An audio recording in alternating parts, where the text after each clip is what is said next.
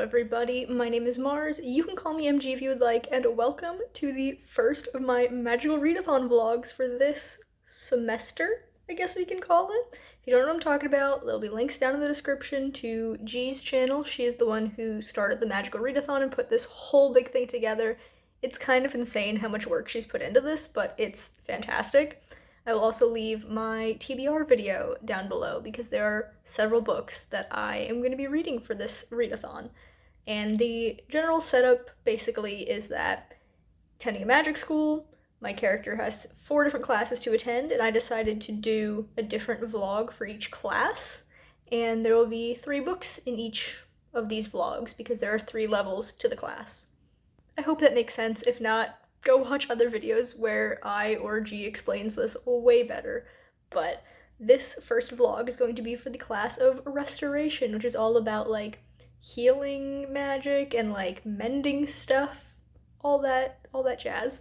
So the first prompt under Restoration is Night to Do. Read a book with a night sky on the cover. And I have gone with Sea of Tranquility by Emily St. John Mandel. I have this really beautiful hardcover. It's got these dark blue sprayed edges. I got this out of a free little library.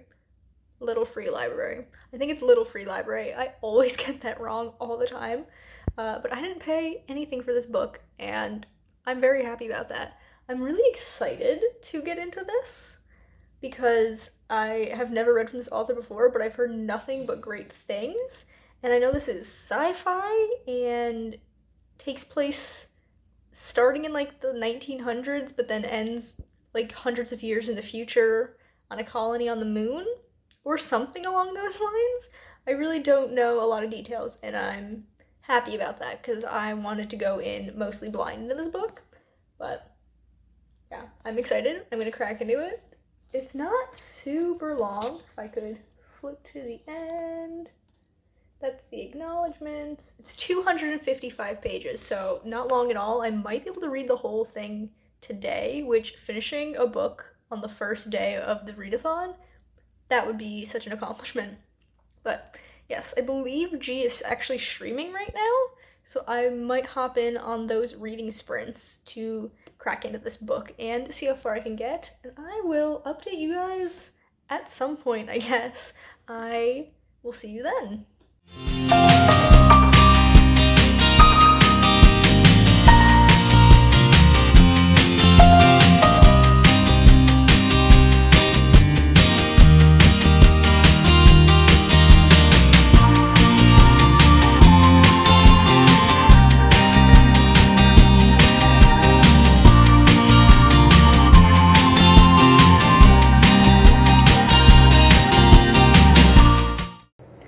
Perhaps it was a bit ambitious to say that I could potentially finish this whole book in one day.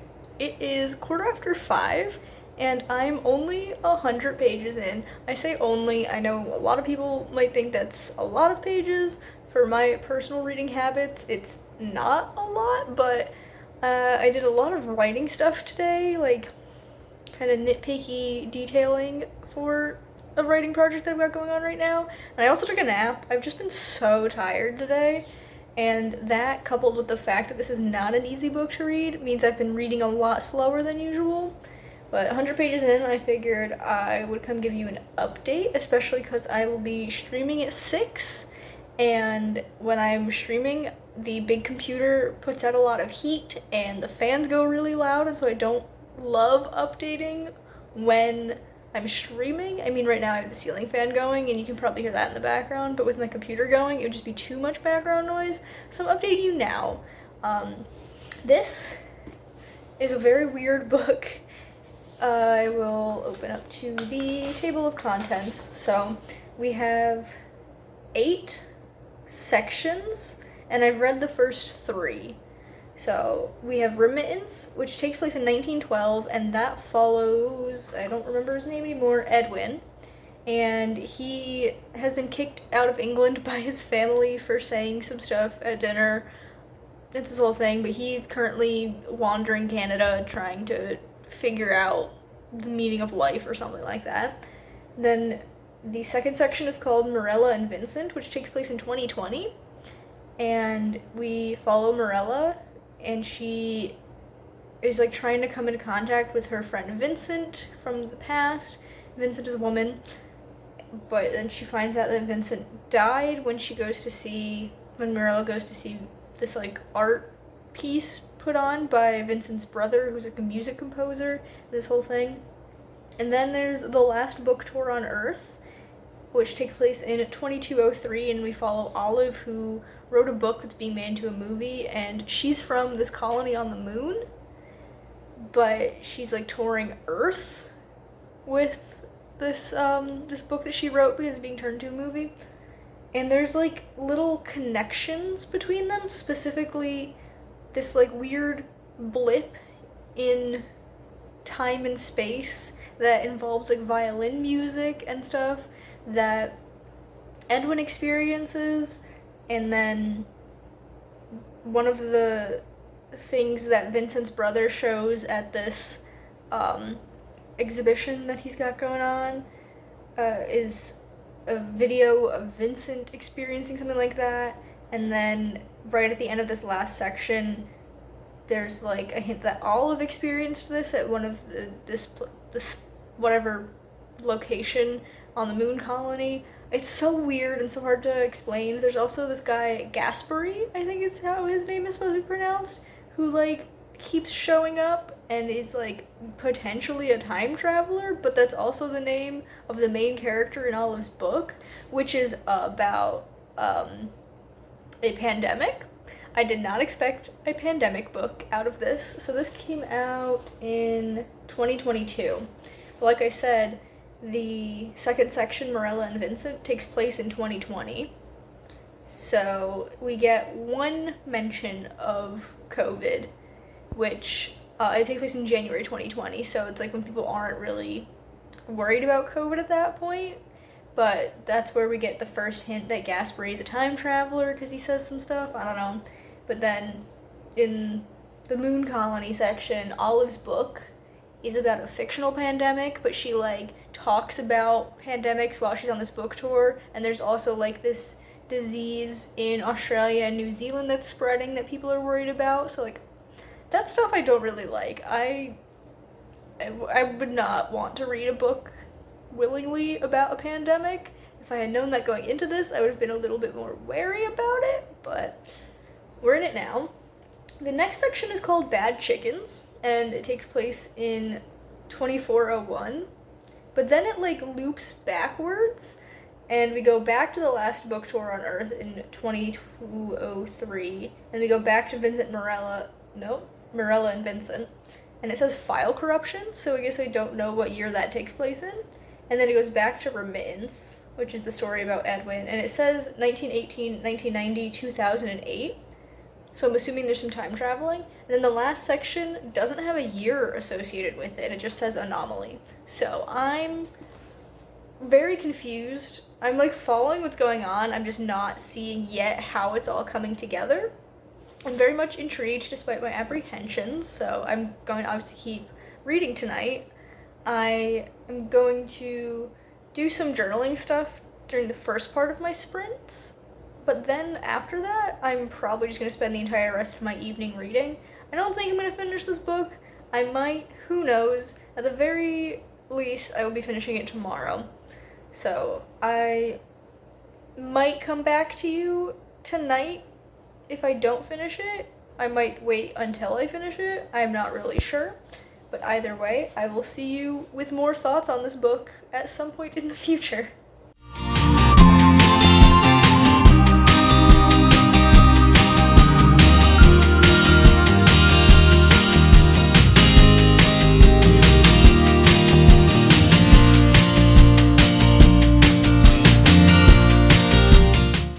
Hello friends, it is 9:30 p.m. and my boyfriend's been out on a bike ride, so I've been home by myself since my stream, and I did end up finishing Sea of Tranquility, which I learned that it's called Sea of Tranquility after, I don't know what the Latin name is, but a spot on the moon that's called Sea of Tranquility in Latin that might be where the first people to step foot on the moon landed.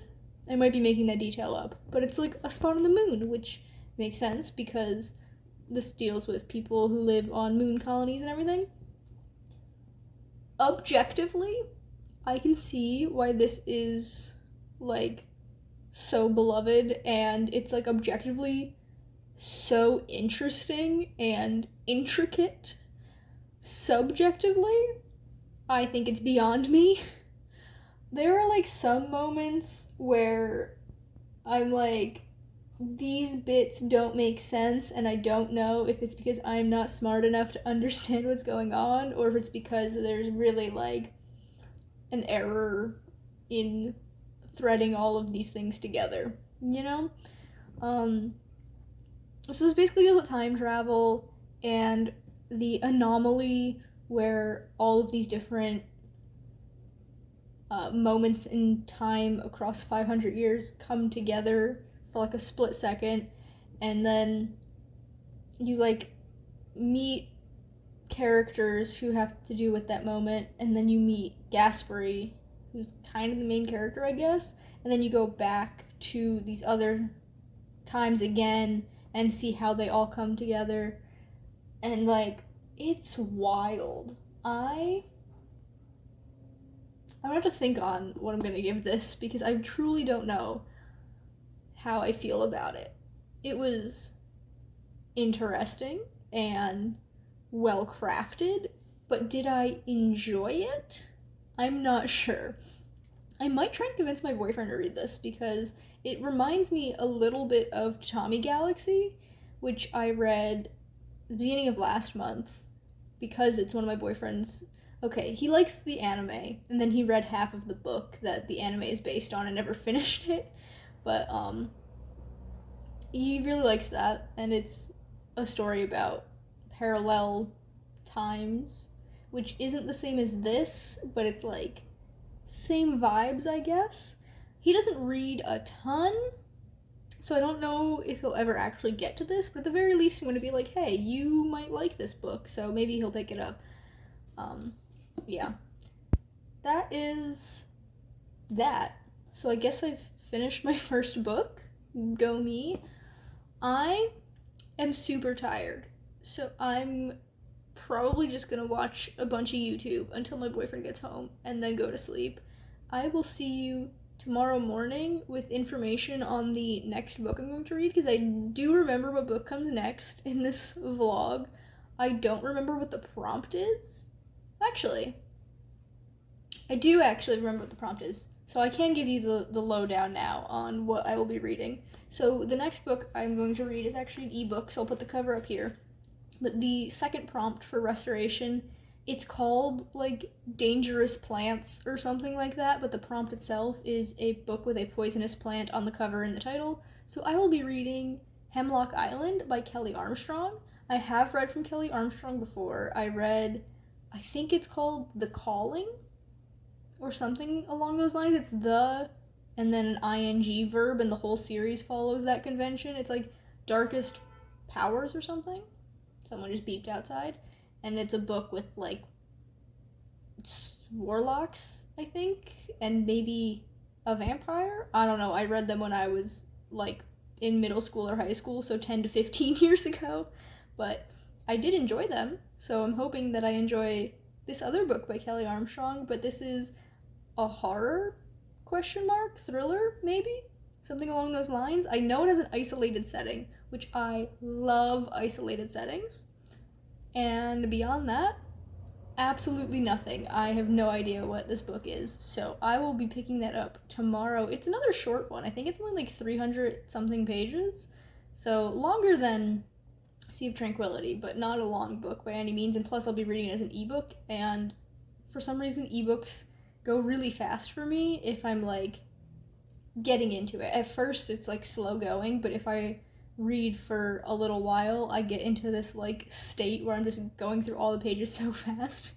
But that will be tomorrow, so I will cut this here before I ramble any longer and see you guys at some point with probably an update on Hemlock Island. So see you then. Alright, I'm here with my Hemlock Island midpoint update because I've read the prologue and the first 17 chapters, and there are 17 chapters in the epilogue left, so I'm like exactly halfway. So, there's a lot going on. We have our main character, Lainey, who is a school teacher, but she has just published her first novel. She writes like mysteries with a supernatural element to them, I think. We don't really know a ton about that, just that she's currently working on the sequel. And she is recently divorced from Kit, who is the brother of her childhood best friend, Jayla.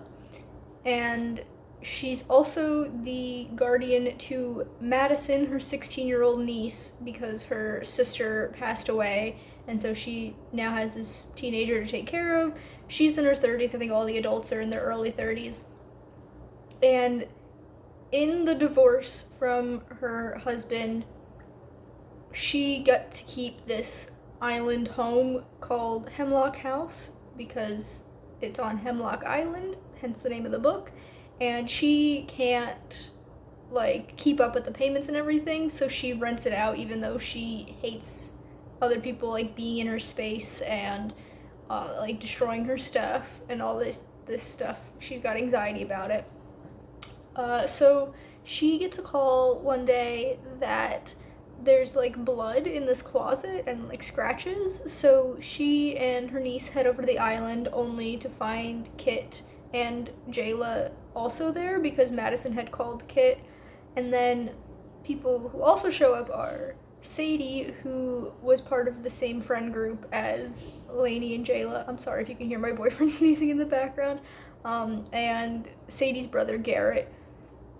And they don't really like Sadie or Garrett, like no one really likes them, but Sadie kind of has a thing for Kit, and the two of them had a one-night stand before Kit and Lainey's marriage, and Sadie thinks that Lainey only got married to Kit to spite her and all this stuff. And there's also this like thing that happened in the past with Garrett that also involved Lainey and Jayla, that Sadie blames them for like ruining her family or whatever over this thing. And that's the most annoying part of this book, is that they keep alluding to this event that happened and the thing that they won't talk about, but like they use those exact words, and it's so clear that it's just for the writer to not have to spell this out for the reader yet and to like keep that suspense. But it feels so unnatural in the conversation between these characters and in like their internal monologue, like they would be thinking about it in more clear terms. And so like that's really annoying every time that happens, which is about every other chapter. But they go to investigate on this island, and there's like other weird things that have been happening. Like one time Lainey found I forget what the word, it's like a hex circle, I think is what they call it, painted on the floor, and like these creepy but very cliche supernatural things that she thinks people are just messing with her. Maybe someone who wanted to buy the island from her, but she rejected them as trying to like drive her away from wanting to keep the island. Then they find a dead body, and Sadie is missing, and their boats back to the mainland have been blown up and are in pieces, so they're stuck on this island. And there's like teeny tiny hints here and there that like maybe it's something supernatural. Oh, but maybe not. Who knows? So that's interesting. And I'm enjoying this. It's a very quick read, but I'm not loving it, I think. But it is still entertaining me. This second half is really going to be make or break, though, because it is a thriller, and then everything comes together in the second half. It could either be good or really, really bad, and like the twists could make no sense and ruin it for me, but I will have to see. So I'm probably just gonna keep reading and maybe finish it today. It is the second, by the way. I don't know if I said that. It is like 3:30, 4 o'clock maybe, I don't really know, but I've been reading pretty much all afternoon. I spent my morning doing other stuff and then picked this up, so I'm gonna get back to that, and I guess see you when the book is finished, because it's not long at all. I think I checked Goodreads this morning. I think it's just under 300 pages, so I'm gonna get back to that and see you guys later. Hello friends, it has been several hours. It is now 7:45 p.m. and I gotta feed my cats in a minute, but I wanted to hop on here and let you guys know that I finished reading Hemlock Island, and it was okay. I enjoyed my time, but it wasn't like anything groundbreaking or like anything I'm completely obsessed with. It was a fun, quick-paced horror with like really good horror elements, but it wasn't anything special. All of the like twists and reveals I'd figured out ahead of time, some of them like from the very beginning, but that's not necessarily a bad thing. I just picked up on all the foreshadowing. It happens. Yeah, I did enjoy that quite a bit, so I'm glad that I've had a pretty decent first 2 books of the readathon, but now it is time to move on to my 3rd book and the last one for restoration, and that means the last one for this vlog already. Can't believe I had 2 days in a row where I read an entire book, but you know, I did front load these with the short ones. I made sure to pick the trio of books with the shortest amount of pages for the first vlog just to get myself going. Anyway, the 3rd prompt for restoration is quick action in crisis, and that is to read a book with a verb in the title. I did that, but like kind of. So the book I have is The Stern Chase by John Flanagan. This is book 9 in the Brother Band Chronicles. It is the last one that's out. I don't think it's like a definitive end to the series. Like there's probably going to be more in the future, or I should say potentially going to be more, but this is the last one that's out. And chase is a verb. I'm pretty sure in this case it's technically a noun, but in most cases the word chase is a verb, so I'm counting it as verb in the title because I couldn't find anything else that fit this prompt. And she's another small book. Like I said, I made sure this first vlog would be all the short books. 273 pages, so should go quite quickly. I will be starting this before bed for sure, and I don't anticipate this taking me long at all because it's John Flanagan and those go super fast for me because it's very simple fantasy, but like not in a bad way. Like it's just very fast-paced and fun and exciting, and I love all of these characters, and I'm gonna be so sad to finish this book because there's no more with these characters afterwards. Well, actually, that's kind of a lie. I'm pretty sure they make like a cameo appearance in one of his other series, but I'm not gonna be getting to those right away anyway. So yes, I don't know what happens in this one.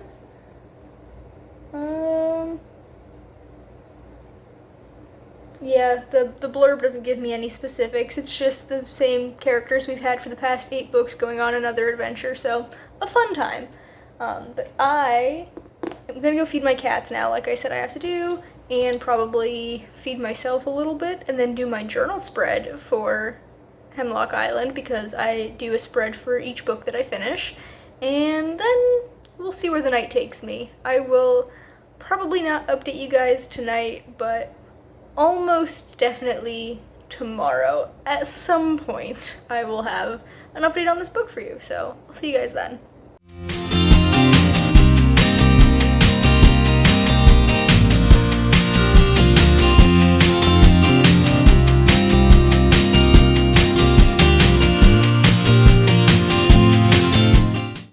Hello, I'm here with an update, even though I'm literally only 22 pages into this book.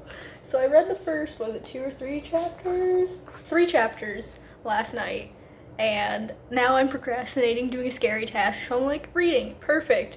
So at the end of the last chapter I read last night, the main character is talking to someone else who's like, hey, come have a drink with me, and he's like, I can't, I gotta get back to my hometown for an engagement party. And I'm like, who's engaged? I thought that it was Thorn, who is the mentor character, and it's either Karina or Katrina, I don't remember which one, but the main character's mom, because they've had like a romance going on. I'm like, oh, are they finally getting married? But it's not. It's Lydia, who, oh, this is spoiler alert by the way for this series. This is book 9, so skip ahead if you don't want to know. But Lydia, who I thought was going to be the romance, like, love interest person for the main character. She's introduced in book 2 in the series, and it's like hinted at for a while that they might end up together, but like they don't actually get together at all, I guess. But up to this point, I just thought, oh, it's just gonna be an endgame thing. And Ingvar, who is a member of this crew, this is a Nordic fantasy with Vikings and stuff, so it's all like a ship's crew. Ingvar is this man who's like 6'6", and he's like the gentle giant kind of trope. He's also got a huge visual impairment. So at one point during this series, the main character Hal, who's like an inventor type character, invents a type of spectacles to help him see more clearly. It's so funny. But like, it's been said throughout the series that Ingvar has like a crush on Lydia, but like half of the characters do, because she's really the only female character in this series besides Hal's mom, who's like barely around. She's the only female member of the crew, at least. So like, I didn't think anything of it, but apparently they're gonna get married, and that's, oh, my jaw literally dropped. I did not expect it to be them, but that's so cute. I love that. So I'm gonna read a little bit more and get on with my scary task, and then probably read more after that to like calm down from the scary task. So I'll see you at some point in the future. Okay friends, I'm here to give you a real update on the Stern Chase. It's this like nice dark blue color, which I really love, and I think matches perfectly with my other book that I've read for this vlog, at least the one that I read physically, which has nothing to do with anything. I just think it's very pleasant. Anyway, I am hitting my desk with my book, apparently. I am 140 pages in though, so like halfway-ish, because this is just under 280 pages, and it's so much fun. I read the last book and obviously had a great time because it's John Flanagan and there's only one book he's written that I didn't like, and I've loved everything else he's ever written. But the last book in the series, book 8, was like fun and upbeat and everything, but it never had that spark for me that really made it special. This one already has that spark. I've already talked to you about how 2 characters are getting married, and that's so much fun. There's another 2 characters, Ulf and Wolf, who are twins, and they're like kind of stereotypical identical twins, switching places and all that, but like, they're just so funny together. I love the bickering and the banter that they have. It just makes me so happy. Like, I laugh out loud at what they're saying. It's just a great time. But the basic plot of this book is that, there's a whole list of all the books. This author's written a ton of books, in case you didn't know, and I've read most of them. At this point, the only ones I haven't read are the Royal Ranger books, which is a different spin-off series to Ranger's Apprentice. Anyway, as I was saying before I got distracted, the basic premise of this book is that Hal and his crew are like out and about. They rescue this ship from Iberian pirates, and then they go home for this engagement party, and during the night of festivities, the ships in the shipyard are all like damaged but not destroyed. They just like damage that would stop them from being ready to like get out on the sea, but not anything that would have been like loud and obtrusive. And the ship of the Oberjarl, which is the head of the entire country, his ship is stolen, and Hal's ship is the only one not damaged because he had it in like his own kind of private area because he was working on it, and so the pirates, I guess, didn't see it or anything. So they head out. It's the normal crew plus the Oberjarl Eric, who is a very important character in the original Ranger's Apprentice series, if you were wondering. They head out to try and get this ship back, and the culprit is a crew of Iberian pirates. Then they figure out that the pirates are doing this to kind of slander the Scandian name. Scandia is the country they come from, the main characters, because they used to be these like Viking raider type people, but then a bunch of treaties were signed, and now they're more like protectors of the sea, and you can hire Scandian ships to like protect merchant ships and all that stuff, and no one was affected by this more than Iberian pirates, and that's why they're doing this, trying to convince people that the Scandians are back to raiding and can't be trusted. So they've had one kind of scuffle with the Iberian pirates, and it did not go well. So now they're trying to regroup. They think that they must have a camp somewhere on this island, so they're going to try and find that camp and try and come up with a new plan on how to get this ship back, because it is the Oberjarl ship, so they don't want to like sink it if they can help it, but it might come to that. I don't know. I am going to keep reading. Well, actually, I think I'm gonna get lunch first because I'm quite hungry and it's like 1:30 in the afternoon. So I'm gonna get lunch and then I'm gonna keep reading and come back to you when I'm done with this book to see how it all plays out.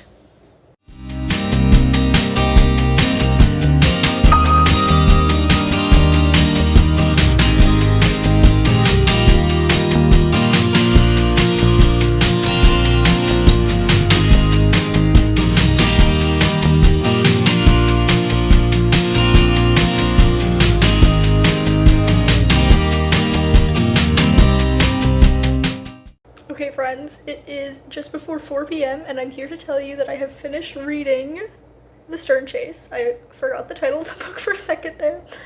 This was so much fun. Oh, I really loved it. It had the camaraderie between all of the characters. It had the adventure that I love in this type of book. It had a maritime battle that was just so tense and so well written. It had parties. There was another party at the end of the book because the Scandians love a party, and like, I love parties in books. It's so much fun. This was so good. I'm so sad that it's the last in the series thus far.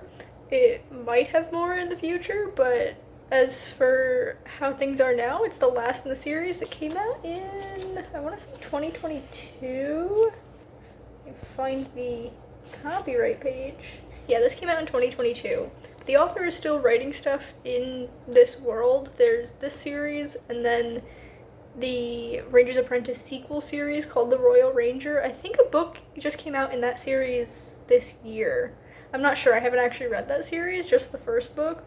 But all this to say, there's no more out right now in the Brother Band Chronicles, and I'm very upset about it, but there might be more in the future, and you know I will buy them immediately if they come out. So what a great way to end this vlog. I have Sea of Tranquility here too, so I can hold these up for you, and I also read Hemlock Island. So I think we're off to a great start with my magical readathon books, because Sea of Tranquility and Hemlock Island I did enjoy. I didn't love them, but I still had a good time while reading, and then Stern Chase I did really love. So overall, pretty great books for this first vlog. The next one, I think, is going to be my astronomy books, if I remember correctly. I don't have my video schedule up in front of me. That'll be 3 more books to read for this readathon, so you can look forward to that. That will be going up a week after this one does, but I'm probably going to start filming it, if not tonight, then definitely tomorrow morning, because I'll need a new book to read.